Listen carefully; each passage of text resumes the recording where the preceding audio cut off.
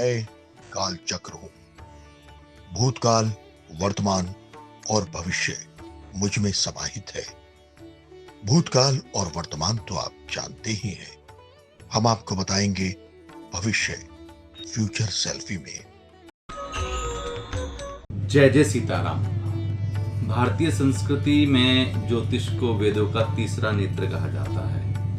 हमारे विज्ञान ज्ञान के अंदर ज्योतिष का एक विशेष भाव है और उसी के अनुसार जब कोई बालक जन्म लेता है तो उसकी कुंडली बनाई जाती है। ये कुंडली उसके जीवन के लिए एक महत्वपूर्ण पार्ट अदा करता है, क्योंकि नक्षत्र ग्रहों की एक अपनी स्थिति होती है और हर एक नक्षत्र के अंदर उसका विधान क्या होता है, उसका फलित क्या होता है, ये विशेष होता है। तो इसलिए अपने जीवन के अंदर कुंडली की एक विशेषता होती है, क्योंकि एक विज्ञान है, ज्योतिष एक विज्ञान है और सेल्फी फॉर्च्यूनर इस काम को कर रहा है। मैं उसके प्रति शुभकामनाएं भेजता हूँ जो इसी प्रकार से भारतीय संस्कृति के ज्ञान विज्ञान का प्रचार प्रसार करते रहें। पुनः सभी को बहुत बहुत शुभकामनाएं इस कार्य के लिए और एकता जी को भी बहुत बहुत शुभकामनाएं।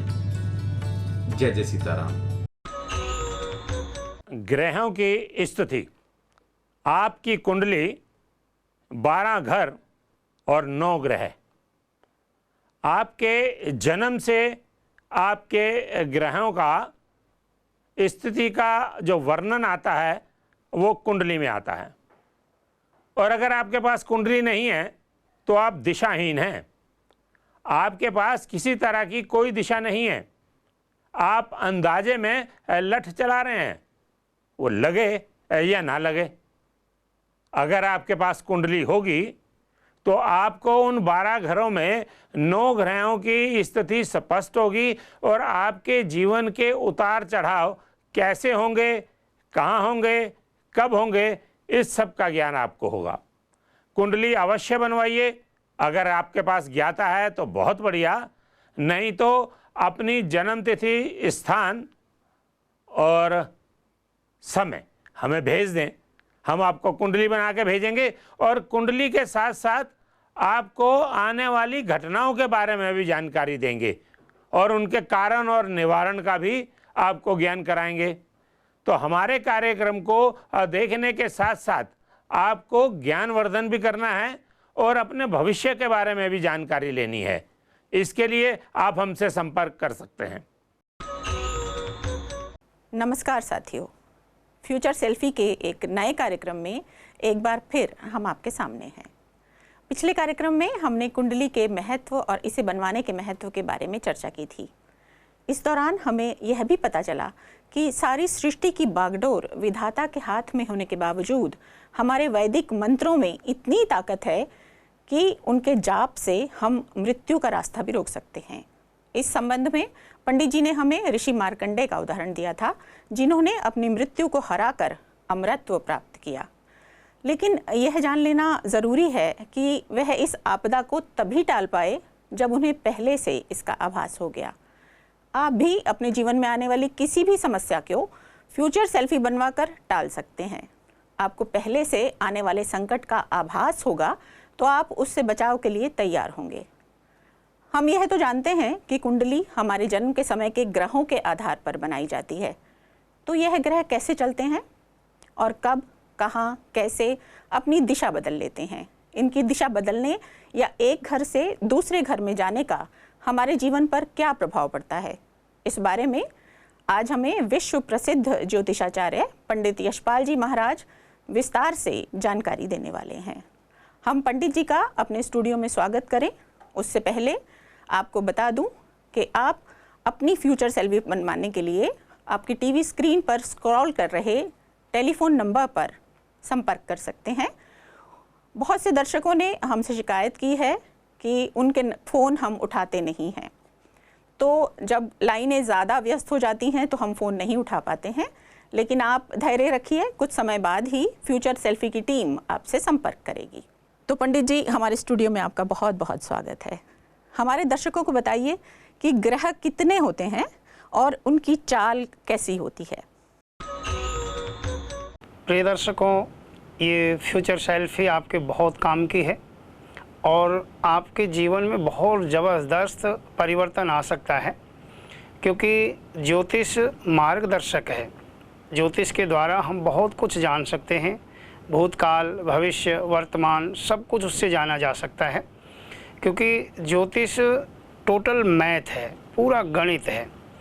जब आपका जन्म समय, आपकी जन्म तारीख, महीना और सन हमें प्राप्त हो जाता है, आपका जन्म कहाँ पे हुआ था वो जन्म स्थान भी लिया जाता है, क्योंकि वहाँ के अक्षांश, रेखांश, वेलांतर, ये सब लेकर के गणित किया जाता है। और सर्वप्रथम कुंडली का तैयार होना बहुत ज़रूरी होता है। जब कुंडली तैयार हो जाती है तो आपका किस नक्षत्र में जन्म हुआ है, आपकी कौन सी राशि है, आपकी राशि के मालिक कौन हैं और वो किस कंडीशन में है, किस स्थिति में है, वो नीच के हैं या उच्च के हैं, उस चीज़ पे निर्भर करता है। फिर वो कौन से स्थान में बैठे हुए हैं ये भी देखना अनिवार्य होता है।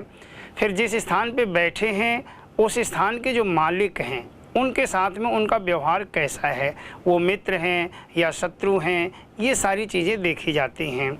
और ये 9 ग्रह जो होते हैं, 9 ग्रहों का हमारे जीवन में बहुत बड़ा स्थान होता है। ग्रहों को देवताओं के द्वारा मान्यता प्राप्त है, ये कर्मों का फल हमें देते हैं। सारे ग्रह जब हमारे अनुकूल होते हैं तो काम अपने आप बनते चले जाते हैं, कोई रुकावट नहीं आती है। उस समय व्यक्ति को बल्कि ये लगता है ना तो भगवान होते हैं, ना कोई दुनियादारी होती है, जो कुछ कर रहा हूँ मैं ही कर रहा हूँ, क्योंकि ग्रह दशा आपकी बहुत अच्छी चल रही है। आप माटी को भी स्पर्श कर रहे हो तो सोना हो जाती है। जिस कार्य क्षेत्र में आप हाथ डालते हैं उसमें सफलता मिलती है, क्योंकि ग्रह आपके अनुकूल हैं। और एक भी ग्रह विपरीत हो जाता है और आपको उसकी जानकारी नहीं है। जानकारी कहाँ से मिलेगी? फ्यूचर सेल्फी से। आपको अगर आपको जानकारी मिल जाती है तो आप बचाव कर सकते हैं, क्योंकि एक भी ग्रह विपरीत होने पर व्यक्ति की ईंट से ईंट बजा देता है, यानी हर रास्ता अवरुद्ध हो जाता है। जिस कार्य में हाथ डालेंगे वहीं नुकसान होना शुरू हो जाता है। आपके अपने आपकी बुराइयां करने लग जाते हैं, यानी कि जिधर आप बढ़ रहे हैं वहाँ रास्ता बंद दिखाई देने लग जाता है। तो 9 ग्रहों का हमारे जीवन में बहुत अधिक प्रभाव होता है। और 9 ग्रह कौन से? सूर्य, चंद्र, मंगल, बुध, बृहस्पति, शुक्र, शनि, राहु और केतु। इन 9 ग्रहों का हमारे ऊपर पूरा प्रभाव होता है। और इन 9 ग्रहों के बारे में कैसे जानना चाहे, उसके लिए आपको फ्यूचर सेल्फी कुंडली बनवानी होगी, उससे आपको सब कुछ जो है बताया जा सकता है। पंडित जी, आपने बताया कि ग्रह 9 होते हैं लेकिन हमारी राशियां 12 होती हैं, और ये भी बताया कि हमारी कुंडली के जो 12 खाने या भाव होते हैं उनमें ग्रह विद्यमान होते हैं। तो ये 9 और 12 का अंतर कैसे पूरा होता है? इसमें क्या होता है कि सूर्य और चंद्रमा जो मुख्य ग्रह 2 हैं, इनके पास में 6 राशियां थी। 6 राशियां सूर्य के पास में थी, 6 राशियां चंद्रमा के पास में थी। ये मालिक थे इन सब राशियों के। तो और ग्रहों ने विचार किया कि जो है हमारे पास एक राशि भी नहीं है और सूर्य देवता के पास में 6 हैं, चंद्रमा के पास में 6 हैं। तो ये ग्रह विचार करके इनके पास में आए, जिसमें राहु और केतु नहीं थे। 5 ग्रह इनके पास में आए हैं। इन्होंने आकर के पहले सूर्य से प्रार्थना करी कि महाराज आपके पास में 6 राशियां हैं और हम 5 ग्रह हैं, हमें एक एक राशि आप दे दो। तो सूर्य ने एक एक राशि इन 5 ग्रहों को प्रदान कर दी। सूर्य के पास में एक राशि बची। फिर इन्होंने चतुराई करी, ये चंद्रमा के पास में पहुंच गए। चंद्रमा से कहा कि महाराज आपके पास में 6 राशियां हैं, उसमें से एक एक आप हमें दे दो। तो चंद्रमा ने भी इनको एक एक राशि प्रदान कर दी। चंद्रमा के पास में एक राशि रह गई, सूर्य के पास में एक राशि रह गई, बाकी इन 5 ग्रहों के पास में 2-2 राशियां आ गईं। जैसे शुक्रो वृष तुलाधिपः, शुक्र हैं वृष और तुला राशि के मालिक हैं। मेष वृश्चिक और भौमा, मेष और वृश्चिक राशि आ गई मंगल के पास में। जीवो मीन धनु स्वामी, जो बृहस्पति हैं, इनको संस्कृत में जीव कहा गया है। तो बृहस्पति के पास में धनु और मीन राशि आ गई। और बुध के पास में कन्या और मिथुन राशि आ गई। इस तरह करके इनको राशियां बांट दी गई। सूर्य शौर्य मथेंदुरुच्च पदवी, सूर्य और चंद्रमा के पास में एक एक राशियां हैं। जो सारे भावों का विचार होता है वो इस तरह से होता है, क्योंकि ग्रह तो 9 हैं और भाव 12 हैं, तो 12 भाव में एक एक ग्रह नहीं हो सकते। लेकिन जो रिक्त दिख रहे हैं, जो खाली स्थान दिख रहे हैं, उन स्थानों के जो मालिक हैं उनके अनुसार उनका पूरा विचार किया जाता है। उस स्थान के मालिक, जैसे 5वां स्थान ही ले लेते हैं हम, तो 5वां स्थान संतान स्थान होता है, और 5म स्थान के जो मालिक हैं वो कहीं पे भी बैठे हों, उनका असर देखा जाएगा। वो अपने मित्र की राशि में हैं या शत्रु की राशि में हैं, वो नीच के हैं या उच्च के हैं, उसी अनुसार वो संतान के प्रति फल प्रदान करेंगे। तो इस तरह करके ग्रहों के बारे में और भावों के बारे में जाना जाता है। पंडित जी, अभी आपने बताया कि कुछ ग्रह उच्च के होते हैं और कुछ नीच के होते हैं, तो ये उच्च ग्रह और नीच ग्रह कौन से होते हैं? जी हाँ, ये भी जानना बहुत ज़रूरी है। उच्च और नीच का भेद क्या है? उच्च का मतलब हो गया 100% लाभ देने वाला ग्रह, नीच का मतलब हो गया 100% कमज़ोर ग्रह। कमज़ोर का जैसे कि सूर्य जब मेष राशि में होते हैं तो 100% उच्च के होते हैं, और अपनी ठीक 7वीं राशि में ये नीच के हो जाते हैं, कमज़ोर हो जाते हैं। तो मेष राशि से अगर हम गिनेंगे तो मेष, वृष, मिथुन, कर्क, सिंह, कन्या, तुला। तुला राशि के सूर्य 100% कमज़ोर हो गए, यानी नीच के हो गए। ऐसे ही चंद्रमा जब दूसरी राशि में वृष राशि में होते हैं तो 100% उच्च के होते हैं, यानी 100% लाभ देने वाले होते हैं। और यही चंद्रमा अगर वृष राशि से हम गिनेंगे वृश्चिक राशि तक 7 अंक आएंगे, तो यानी वृश्चिक राशि में चंद्रमा नीच के हो जाते हैं, कमज़ोर हो जाते हैं। इसी प्रकार बृहस्पति को देखा जाता है। बृहस्पति जब कर्क राशि में होते हैं, चौथी राशि में होते हैं, तो उस समय वो उच्च के होते हैं। और ठीक 7वीं राशि अगर कर्क से हम गिनेंगे तो मकर राशि आती है, मकर राशि में वो 100% कमज़ोर हो जाते हैं। तो इस प्रकार ग्रहों की नीच और उच्च की जो संज्ञा होती है वो विचार किया जाता है उसका, और उसके अनुसार फिर व्यक्ति के ऊपर प्रभाव हुआ करता है, अच्छा या बुरा।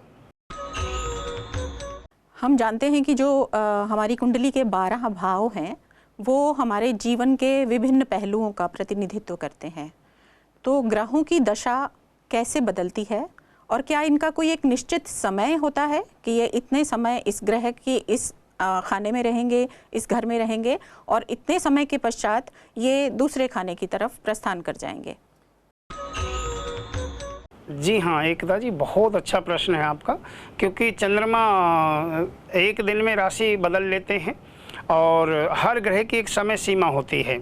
ग्रह जिस स्थान पे बैठते हैं या जिस स्थान को देखते हैं उनका अच्छा या बुरा प्रभाव हुआ करता है। ऐसे इनकी दशा भी विचार की जाती है। जैसे सूर्य हैं 6 वर्ष तक एक व्यक्ति के ऊपर चलते हैं। सूर्य की महादशा आज आरंभ हो गई तो फिर 6 वर्ष तक सूर्य चलेंगे ही उसके ऊपर।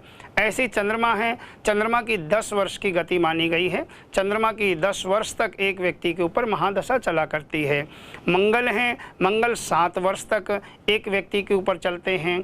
ऐसे ही बुध का विचार किया जाता है तो ज्योतिष की गणना के अनुसार बुध 17 वर्ष तक एक व्यक्ति के ऊपर अपनी महादशा को जारी रखते हैं। बुध के बाद में बृहस्पति पे हम विचार करते हैं तो बृहस्पति को गुरु कहा गया है। गुरुश्च गुरुताम, अंदरूनी ज्ञान देने वाले ग्रह हैं बृहस्पति। और बृहस्पति 16 साल तक एक व्यक्ति के ऊपर चला करते हैं। और बृहस्पति के बाद शुक्र जो है सबसे अधिक महादशा शुक्र की होती है। शुक्र 20 वर्ष तक एक व्यक्ति के ऊपर चला करते हैं। जो हम गणित करते हैं, जब विंशोत्तरी महादशा निकाली जाती है तो उसमें ये सारा गणित आ जाता है उसमें। तो शुक्र 20 वर्ष तक चलते हैं। और शनि 19 वर्ष तक एक व्यक्ति के ऊपर गोचर शनि का 19 वर्ष तक का होता है। और राहु 18 वर्ष तक चलते हैं और केतु 7 वर्ष तक एक व्यक्ति के ऊपर चला करते हैं। इस तरह इन 9 ग्रहों की पूरी महादशा एक निश्चित है। इस नक्षत्र में अगर जन्म हुआ है, इस नक्षत्र के ये मालिक हैं, तो इनकी महादशा इतने वर्षों तक चलेगी। ये पूरा गणित करके विचार किया जाता है।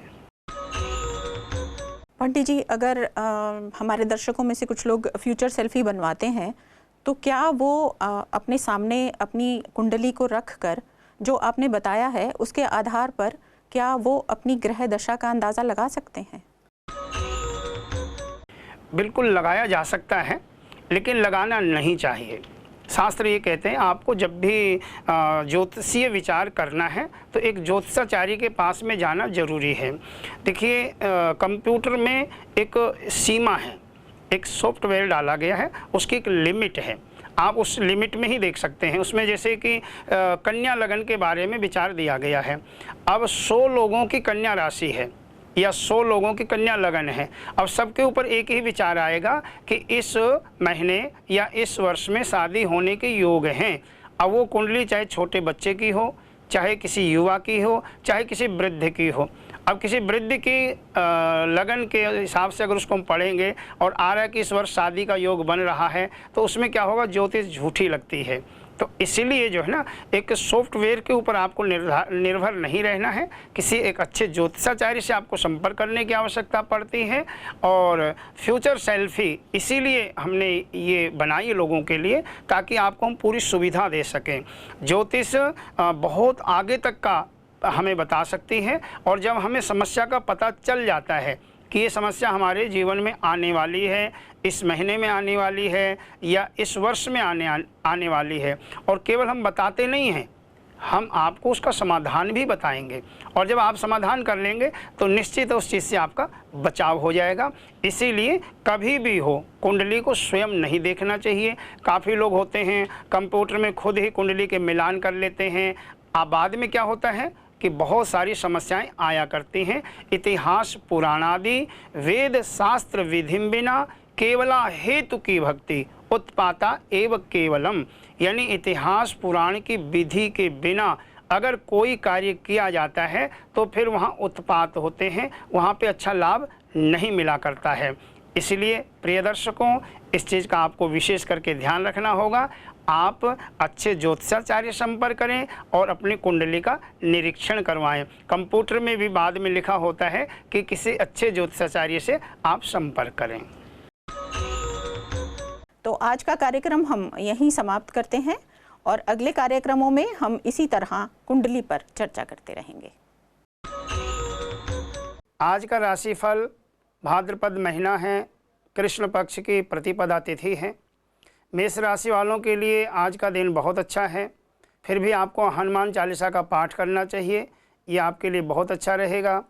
जिन लोगों की वृष राशि है, वृष राशि वालों के लिए आज का दिन तनावपूर्ण रहेगा। कहीं न कहीं से कोई अपशुगन सुनने को मिल सकता है, इसीलिए सफ़ेद वस्तु का दान करें।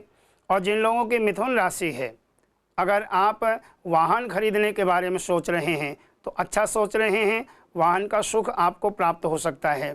जिन लोगों की कर्क राशि है, कर्क राशि वालों के लिए भूमि लाभ के योग बन रहे हैं। आप अगर ज़मीन खरीदना चाहते हैं तो ये आपके लिए बहुत ही अच्छा रहेगा। सिंह राशि वालों के लिए बहुत पुरानी समस्या हल होने वाली है।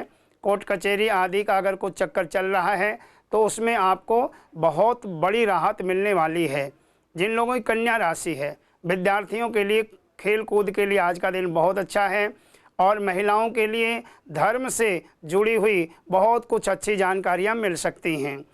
और कन्या राशि के बाद में जो तुला राशि है, तुला राशि वालों के लिए आज बहुत अच्छी खबर मिल सकती है, यानी परिवार में कोई खुशखबरी आने वाली है या कोई मन का मेहमान आपके यहाँ आने वाला है। वृश्चिक राशि वालों के लिए आज का दिन मध्यम है, बहुत अच्छा नहीं है तो बहुत खराब भी नहीं रहेगा। धनु राशि वालों को आज के दिन बृहस्पति देवता की पूजा करनी चाहिए और बृहस्पति से अपने घर की मंगल कामना की प्रार्थना करनी चाहिए। जिन लोगों की मकर राशि है, मकर राशि वालों के लिए आज का दिन मध्यम है, बहुत ठीक नहीं है और बहुत खराब भी नहीं है। मकर राशि वालों को ओम प्राम प्रीम प्रोम सह शनैः नमः इस मंत्र का जाप करना चाहिए।